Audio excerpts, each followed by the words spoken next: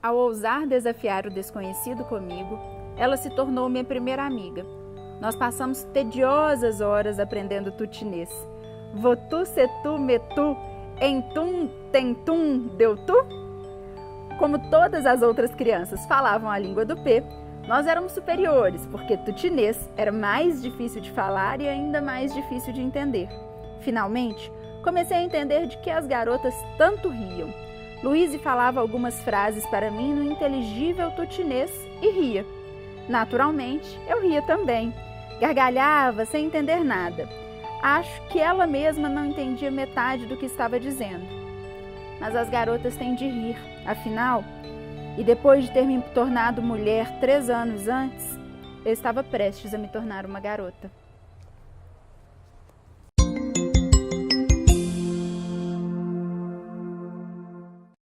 Oi, eu sou Luísa e o book do dia é Eu Sei Porque o Pássaro Canta na Gaiola, da Maya Angelou.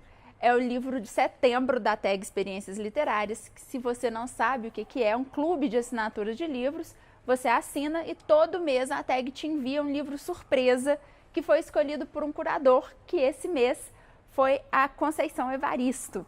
E aí vem o livro, sempre numa luva super bonita, assim, um livrinho de apoio, com textos para te ajudar a entender o livro e já com um spoilerzinho do livro do mês seguinte, e um brinde. Esse mês, por sinal, o brinde foi lindo, eles mandaram uns cards, uma gaiola e dentro um passarinho que a gente consegue libertar com vários outros cartões postais. Muito, muito bonito, ficou uma das edições mais bonitas, na minha opinião. O livro é a autobiografia da Maya Angelou, que foi uma mulher incrível. Ela foi ativista do movimento negro, atriz, cantora, dançarina, poeta, diretora, roteirista. Ela foi tudo que uma pessoa pode ser na vida, além de ter sido amiga de Martin Luther King e conselheira do Barack Obama e do Bill Clinton. Então ela foi uma mulher incrível e a gente tem a oportunidade de conhecer a vida de uma pessoa que se tornou tanta coisa na vida, que teve aí uma projeção tão grande, e a gente descobre que a vida dela não foi nada fácil. Ela e o irmão, eles foram abandonados pelos pais quando ainda criancinhas. Os pais se separam e colocam os dois num trem sozinhos, aos cuidados dos funcionários do trem mesmo. Eles tinham 3 e 4 anos e eles vão morar com a avó. A avó é uma figura interessantíssima porque a gente está falando do sul dos Estados Unidos, segregação racial fortíssima. E essa avó é uma mulher ainda um pouco retrógrada, se a gente for pensar do ponto de vista que era uma mulher muito tradicional e etc. Mas, ao mesmo tempo, ela é uma mulher muito, muito, muito forte. Ela é dona do único mercado de negros do estado e ela é uma progressista também. Ela gasta todo o dinheiro que ela ganha em terras e então ela consegue se tornar uma mulher negra muito bem sucedida. E ela tem tantas terras que algumas pessoas brancas, algumas famílias brancas pobres, começam a alugar as terras dela. Então a Maya cresce com essa avó, que é uma figura, às vezes, muito religiosa, às vezes há um excesso de tradicionalismo, mas ela é, ao mesmo tempo, assim, um exemplo de força, um exemplo de coragem, um exemplo de empreendedorismo. É uma figura muito interessante na vida da Maya. Mas, embora ela tenha esse privilégio, assim, de ser criada pela avó, que é essa figura toda e que representa isso tudo no contexto da vida dela, é também uma vida muito cheia de privações. Os negros são muito, muito segregados nos Estados Unidos, ao ponto da gente ter uma cena que ela ainda era muito criança e as condições de higiene nem sempre eram tão boas, então ela começa a perder os dentes dela começam a apodrecer e ela começa a sentir muita dor de dente. A avó leva ela para um dentista branco, porque só tinha um dentista branco nas proximidades, e era inclusive uma pessoa que devia dinheiro para a avó. E esse dentista fala que prefere atender um cachorro do que atender uma mulher negra, uma criança negra. Então ela passa por tudo isso na vida dela, assim, é uma vida muito difícil. Aos 8 anos, a mãe chama para que ela volte a morar com a mãe, ela e o irmão. O irmão é uma figura linda, assim, porque é o irmão mais velho e ela acha o irmão lindo, ela tem uma admiração profunda pelo irmão. Então é muito legal ver a relação, assim, dela com o irmão. E a mãe chama ela e o irmão para irem morar com ela. E aí tem um encantamento, assim, essa reaproximação é muito bonita, porque eles acabam esquecendo toda essa questão do abandono materno e eles se apaixonam pela mãe. A mãe é maravilhosa, ela descreve a mãe como a mulher mais bonita que ela já viu. E a mãe é o contrário da avó, assim, é uma mulher super pra frente, é uma mulher feminista, é uma mulher que já está em outras lutas, super bem relacionada, é uma mulher moderna e é o primeiro contato que a Maia vai ter com esse tipo de gente, porque ela está saindo do interior e indo conviver com a própria mãe, que é isso tudo, assim. E aí é muito legal, só que também nesse reencontro com a mãe, a Maia, ela sofre um estupro do padrasto. O padrasto a estupra e é muito, muito, muito pesado, assim. É uma das partes mais difíceis do livro, porque a gente não está falando de ficção, a gente está falando de uma autobiografia. Por causa disso também eu nem considero que isso seja um spoiler, porque ela falou isso em quase todas as entrevistas que ela deu na vida. Ela foi questionada sobre esse estupro. E ela tinha 8 anos, era uma criança que tinha vivido com muitas privações até então. A avó que tinha criado eles até então, apesar de ser essa figura tão incrível, também era uma mulher durona, assim, a mulher não deu muito afeto para os netos, não tinha uma questão de contato físico. Então os primeiros contatos físicos de carinho, de amor e voluntários que a Maia sente que ela teve na vida foram com esse homem, com esse padrasto, ao ponto de o abuso sexual infantil normalmente ele é progressivo e não foi diferente no caso da Maia.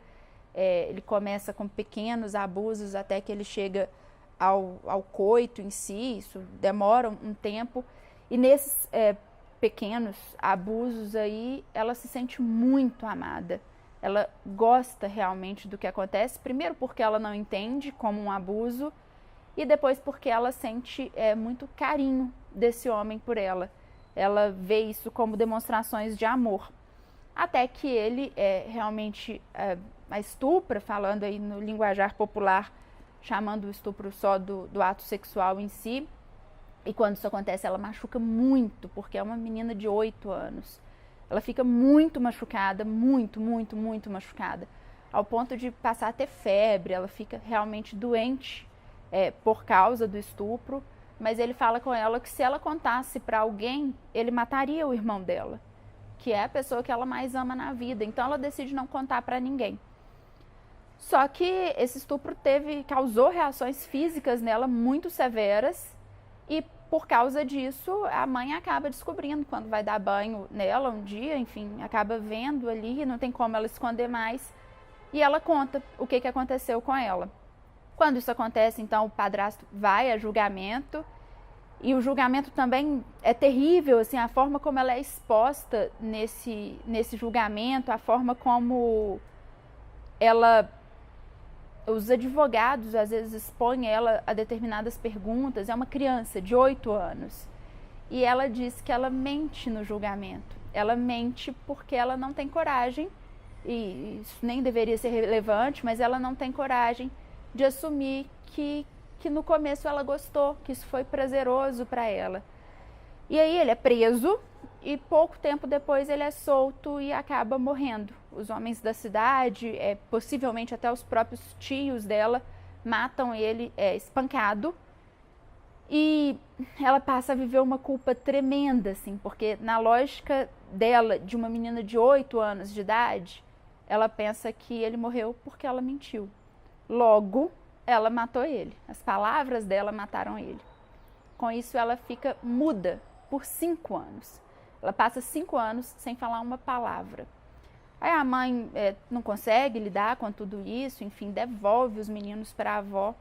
E ela vai viver com a avó de novo. E o que a avó faz é muito bonito, porque eu acho que esse livro se trata exatamente disso, assim, de como que o amor e a literatura, eles podem salvar. O que a avó faz é começar a dar muitos livros para que ela leia, a ofertar muita poesia para ela. E é muito bonito porque ela fala que ela começou a se alimentar tanto da literatura que quando ela voltasse a falar, ela teria muito a dizer. E a avó foi muito sábia, porque a avó percebe que ela gosta muito de poesia, começa a dar muita poesia para ela ler, muita poesia, até que um dia a avó fala com ela assim: você não gosta realmente de poesia? Alguém que não lê poesia em voz alta não pode saber se gosta. A gente só gosta de poesia quando a gente é capaz de ler em voz alta e ouvir as palavras saindo da nossa própria boca. E é isso que faz ela voltar a falar. Então é muito bonito, assim, é muito, muito tocante esse salvamento aí pela literatura e pelo amor, principalmente. E aí a gente tem toda a continuidade da vida dela, que obviamente não foi fácil depois de tudo isso, e com tudo isso, com todo esse contexto que ela estava envolvida. Depois ela vai voltar a morar com a mãe, ela vai ter uma reaproximação do pai também. Ela passa por muita coisa na vida dela, até que ela decide ser motorista de ônibus. E a mãe dela fala com ela: Maia, negros não trabalham nas linhas de ônibus nos Estados Unidos. Mas ela está tão decidida que ela começa a ir todos os dias na empresa, todos os dias, até que ela vence pelo cansaço mesmo.